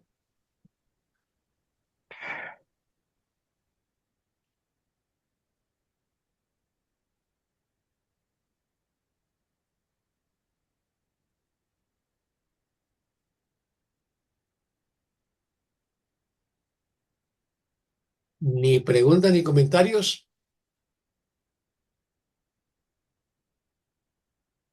Bueno, repasémoslo entonces. La paz llegará a través de nosotros. O sea, la paz no nos viene como un regalo de afuera, ¿no? Sino que llegará a través de nosotros. Únete a mí en la idea de la paz, pues la mente se comunican por medio de ideas, ¿no? Entonces, la paz es una idea y las mentes se comunican a través de ideas. ¿Y qué es el instante santo? La comunicación perfecta. Si te entregaras tal como tu Padre entrega su ser, entenderás lo que es la conciencia de ser. Así que el curso nos dice que cómo nos creó Dios, entregando su ser a su Hijo. O sea, Él se dio a sí mismo y se extendió y así creó al Hijo. Y esa es la conciencia de ser, ¿no? Por eso Padre e Hijo son uno. Nunca están separados, porque el Hijo es una extensión del Padre. Si yo me entrego plenamente, totalmente, completamente, como mi Padre entregó su ser, entonces yo voy a entender lo que es la conciencia de ser con mayúscula, ¿no?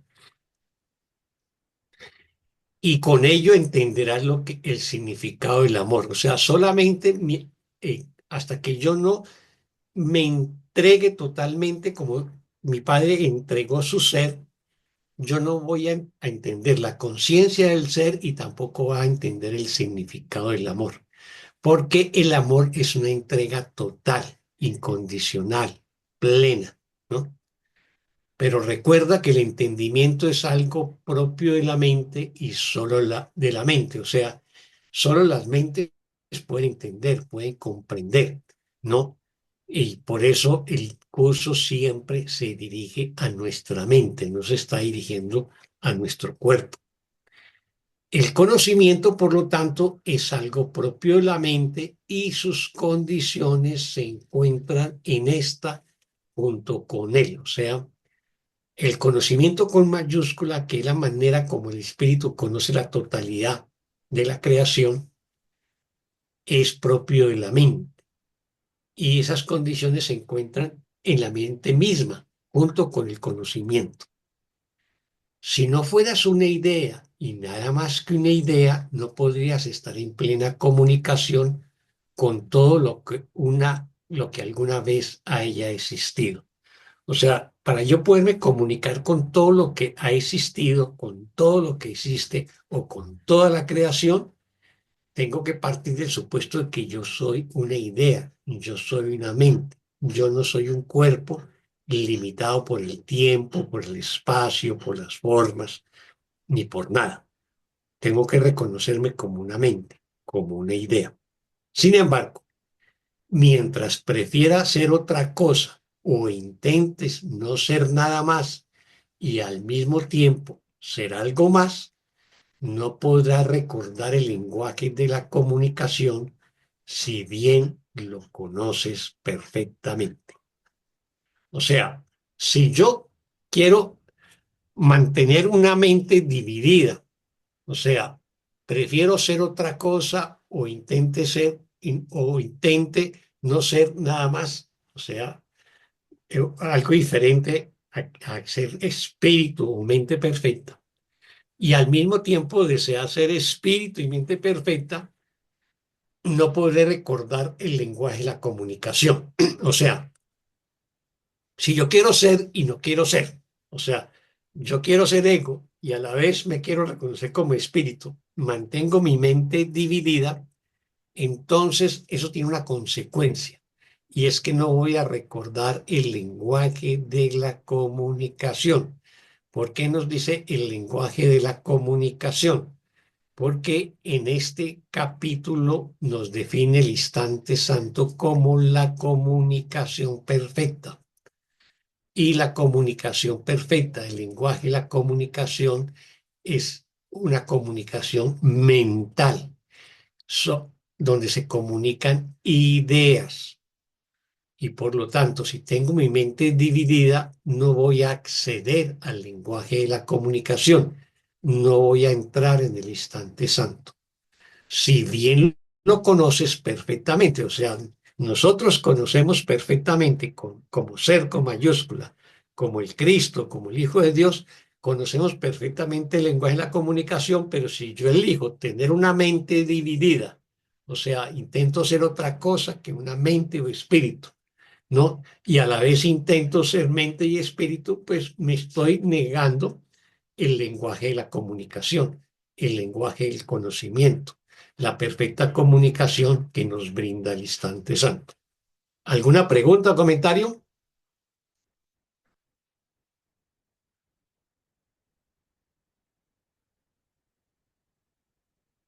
Bueno, entonces vámonos con el octavo y último párrafo de este subtítulo y lo terminamos. ¿Quién nos colabora con la lectura del párrafo 8?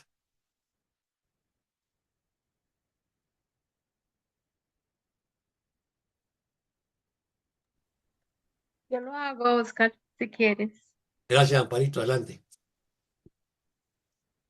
El instante santo se recuerda a Dios y con él se recuerda el lenguaje con el que te comunicas con todos tus hermanos. Pues la comunicación se recuerda en unión con otro, al igual que la verdad. No hay exclusión en el instante santo porque el pasado desaparece y con él desaparece también la base de la exclusión. Sin su fuente, la exclusión se desvanece y esto permite que la fuente que tú y tus hermanos compartís la reemplace en tu conciencia. Dios y su poder ocuparán el lugar que les corresponde ocupar en ti y tú experimentarás la plena comunicación de ideas con ideas. Mediante tu capacidad para hacer esto, te darás cuenta de lo que eres, pues empezarás a entender lo que es tu creador y lo que es tu creación junto con él. Muchas gracias, Amparito. ¿Preguntas o comentarios?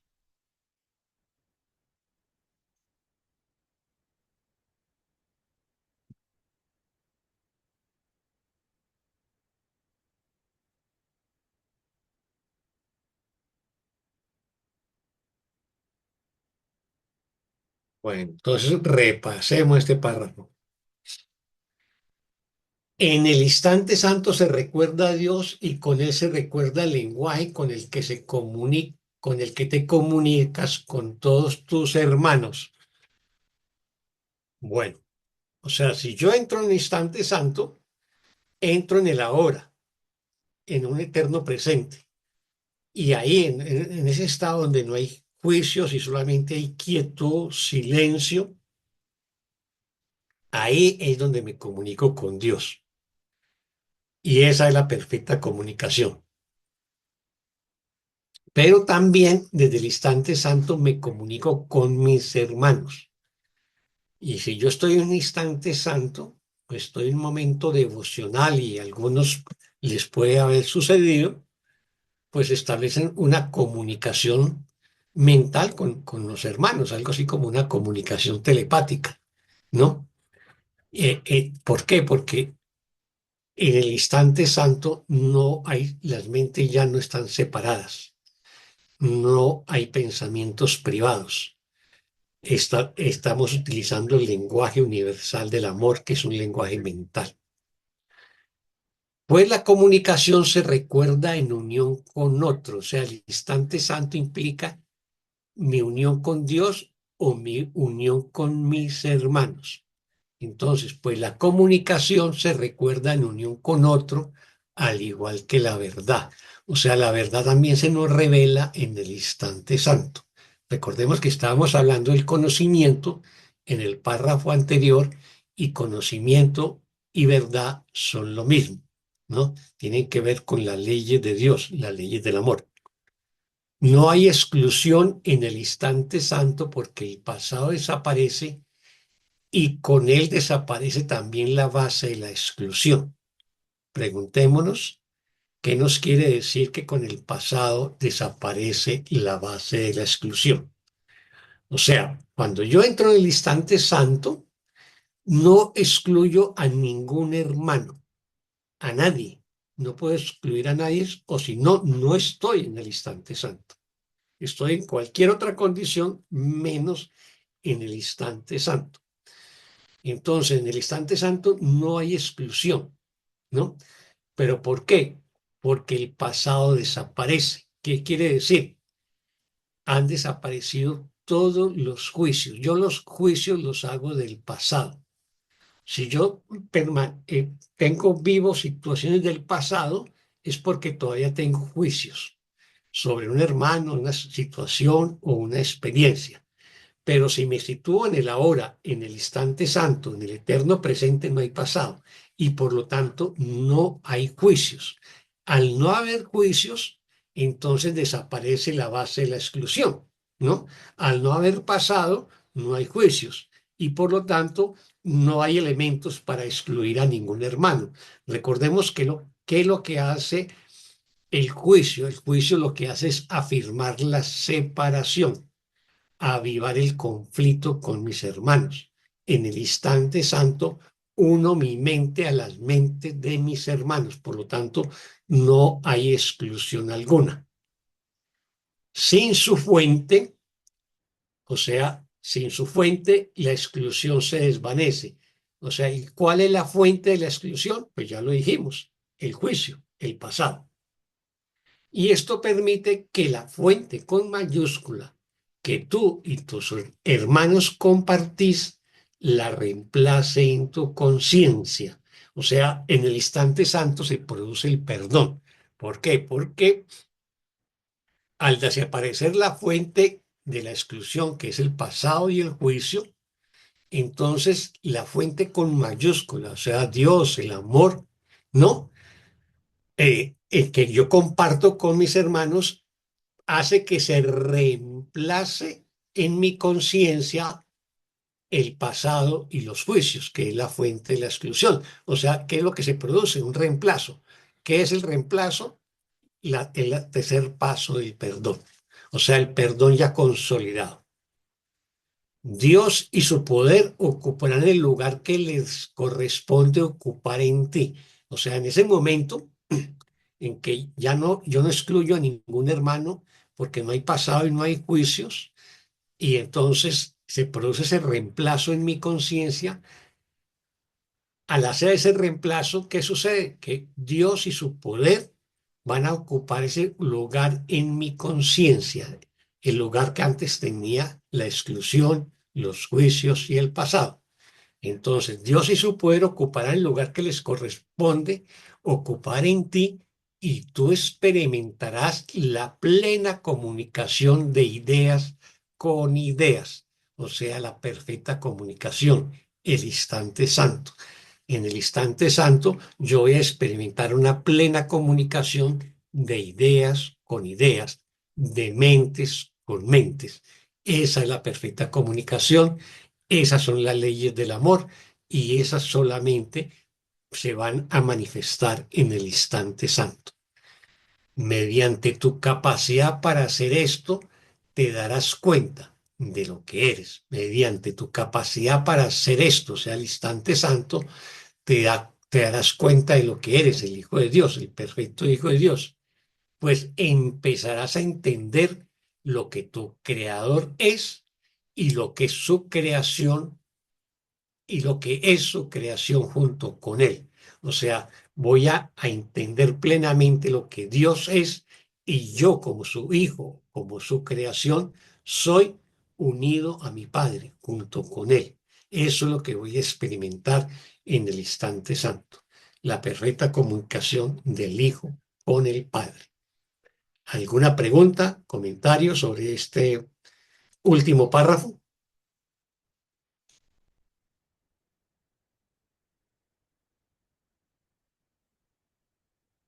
Ni preguntas, ni comentarios.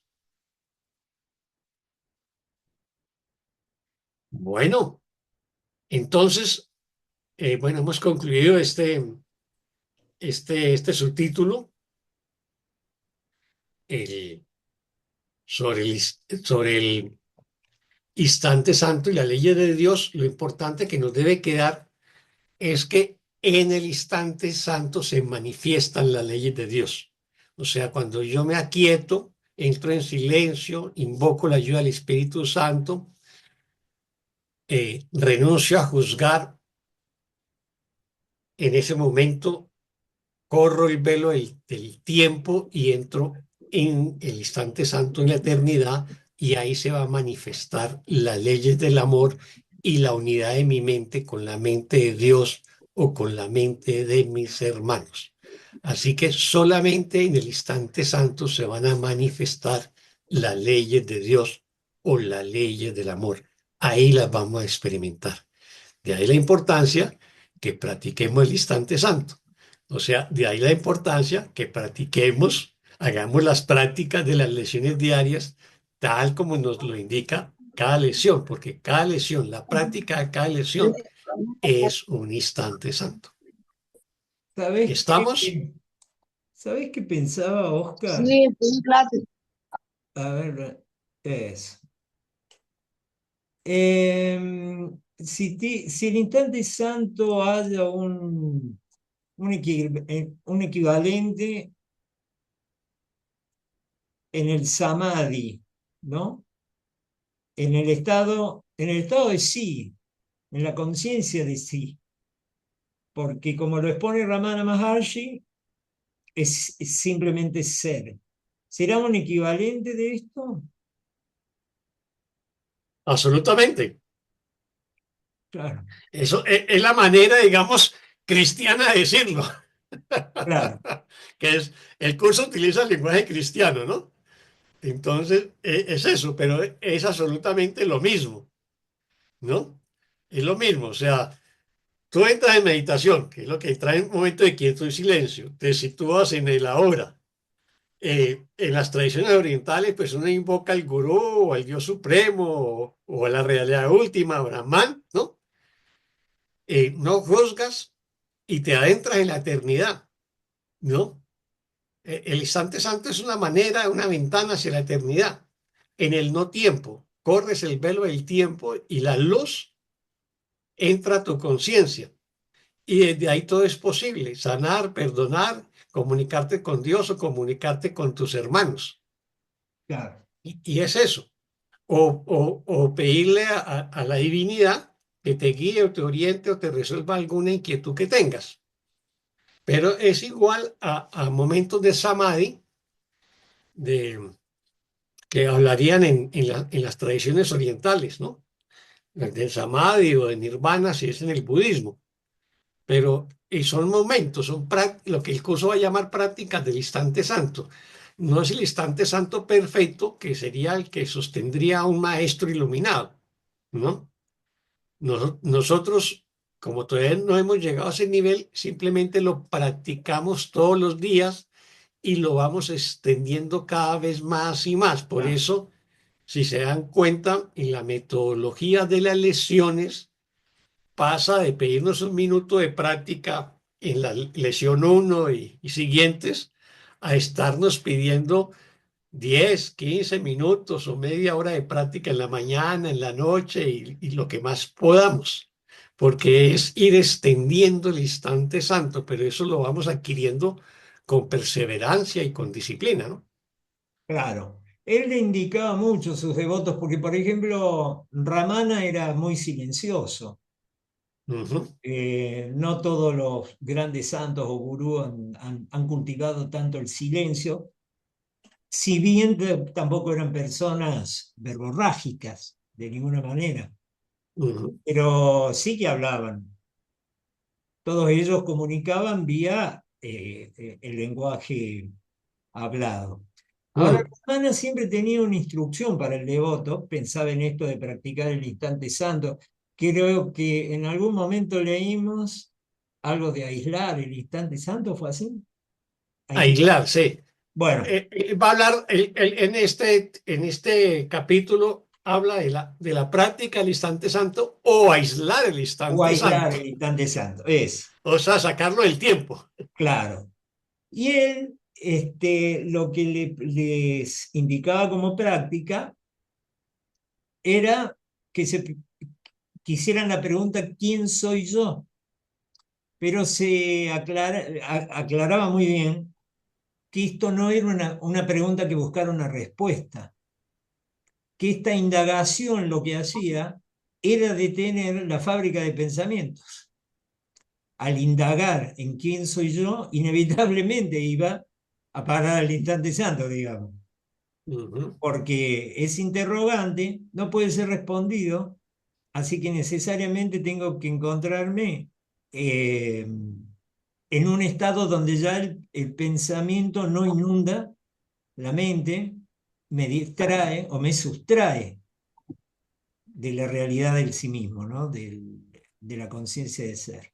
Bueno, gracias, hermano. Osquita, yo te hago una pregunta. Cuando Adelante. aquí en el sexto dice, Dios y su poder ocupará el lugar que le corresponde ocupar en ti, y tú experimentarás la plena comunicación de ideas con ideas, o sea, mente con mente, o qué dice ahí. Así es. Ah, Volvamos a bueno, la gracias. lección 23, Amparito. La lección 23 nos habla que el perdón tiene tres pasos. Uno, identificar, o sea, yo identifico lo que me quita la paz, el conflicto, la situación que quiero perdonar y que me está agobiando, ¿sí? Y asumo que es mía, ¿no? Asumo que es mis propias creencias, mis propios pensamientos, me hago responsable. Y por lo tanto hago el segundo paso, que es abandonar, soltar esa idea, ese pensamiento falso que yo tengo. Entonces lo suelto, lo abandono y tomo la decisión de hacerlo. Si yo hago esos dos pasos bien, entonces sucede el tercer paso, sin mi intervención, que es lo que llama el reemplazo. O sea, yo saqué, digamos, saqué algo oscuro de mi mente y quedó un vacío. Ese vacío lo va a llenar la luz, lo va a llenar el amor, lo va a llenar Dios. Es lo mismo que me está diciendo aquí con tu pregunta. O sea, es en ese momento se reemplaza. ¿Y qué se reemplaza? Pues con la presencia de Dios o con como nos dice textualmente, Dios y su poder ocuparán el lugar que les corresponde ocupar en ti. ¿Cuándo? Cuando yo reemplace, no el pasado, la exclusión o los juicios, ¿no? O sea, cuando yo perdono y desaparece el pasado, los juicios o la idea de exclusión de mis hermanos, ese espacio que yo desocupé en mi conciencia va a ser ocupado por Dios y su poder, o va a ser ocupado por el amor de Dios. En eso consiste el reemplazo. Y es el tercer paso del perdón, ¿no? ¿Le queda claro, Amparito? Sí, sí, Osquita, sí, gracias, Y gracias. bueno, y recogiendo lo que dice Juki, siempre, o sea, el silencio está implícito en cualquier mm, comunicación perfecta, por decirlo así. O sea, en el instante santo o en el samadhi o en el nirvana tiene que haber silencio y hay que hacer las prácticas de silencio. Obviamente que cuando un maestro está impartiendo una enseñanza, está dialogando con discípulos, eh, obviamente que ya se está expresando hacia afuera, pero necesariamente ese maestro tiene sus prácticas de silencio. Eh, Ahora que lo mencionó Juki, me hizo acordar de la autobiografía de un yogi, Yogananda, que él fue a visitar a, a, a Gandhi, a Mahatma Gandhi, eh, y coincidió que hizo la visita un lunes. Y resulta que los lunes era la práctica de silencio y ayuno de Gandhi. Así que le tocó que eh, Silencio. estar con Gandhi en esos momentos de ayuno y silencio, porque pues Gandhi no va a romper, no iba a romper su práctica por alguna visita, ¿no? ¿Ves? Entonces, cada maestro se establece también sus momentos de silencio, que es la manera de estar consigo mismo, ¿no? Así, después de esos momentos de silencio o de sus prácticas de silencio, pues salga al mundo, entre comillas, a impartir enseñanzas o a compartir con los discípulos. Pero no es posible ninguna experiencia de instante santo o de samadhi si no hay un silencio, ¿no? Obviamente que los Ah, maestros iluminados pueden tener ese silencio interior, así estén caminando por la calle o eh, relacionándose con los discípulos. O sea, se mantienen en perfecta paz en medio de las inquietudes o las preocupaciones o las dudas de los discípulos, ¿no? se ve que Yogananda tenía algo que aprender porque con Ramana le pasó lo mismo, ¿te acordás? Ah, sí. Que compartimos en el grupo el video que está parado Yogananda y está totalmente en Samadhi y Ramana. Ujú. Sí, claro. Y es que esa es la comunicación perfecta, ¿no? Ahí Claro. lo que tenía que hacer, y creo que sí me acuerdo, lo que pasa es que ese libro de la autobiografía de un yogi, yo creo que la leí hace como 20 años, pero creo que lo que hizo Yogananda fue sentarse en meditación con, Sí, no tenía problema. con Gandhi. Entonces ahí se establece la comunicación perfecta de que nos habla ese texto sobre el instante santo, ¿no? Lo ¿Ves? que sí tenía que haber comida. Ahí a él no le importaba. Mientras hubiera comida, sabías, ¿no? Ese era Pues me imagino, no sé, no sé, me imagino que sí. ese lunes también practicaban el ayuno y el silencio los discípulos de Gandhi, ¿no? Ahí voy a tener que averiguar. Total, yo lo tengo el libro, no me acuerdo de esa De ese visita. pasaje. Entonces hay Claro, que buscar el subtítulo de visita a Gandhi, ¿no? porque esa era una de las peculiaridades incluso lo van a ver ustedes en las imágenes, es gordito, ¿no? Ujú. La comida era el talón de Aquiles de Yogananda, divino barro. También lo es para mí.